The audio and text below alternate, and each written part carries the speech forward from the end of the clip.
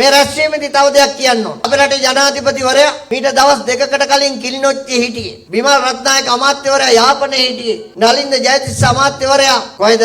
ත්‍රිකුණාමලයේ හිටියේ. උතුරු නැගෙනහිර ප්‍රදේශවල අපේ අමාත්‍යවරු වැඩියෙන් සහභාගී වෙලා ජනයත් එක්ක බද්ධ වෙමින් යනවා. අපිට ඊයේ වෙනකොට සාතිකයක් ඇවිල්ලා තියෙනවා සමස්ත උතුරු නැගෙනහිර දෙපළාතේ මහනගර සභා, නගර සභා, ප්‍රාදේශීය සභා සියල්ලම ජාතික ජන බලවේගය ජයග්‍රහණය කරනවා.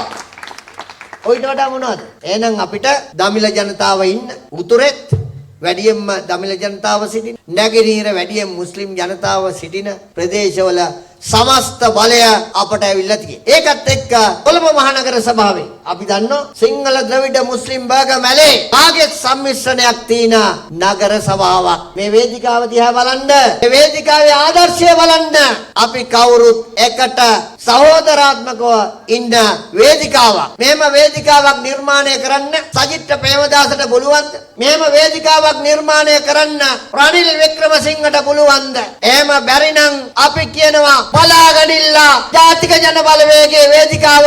ඒක තමයි ජාතික සමගියේ සහෝදරත්වය ජාතික ජන බලවේගයේ වේදිකාව.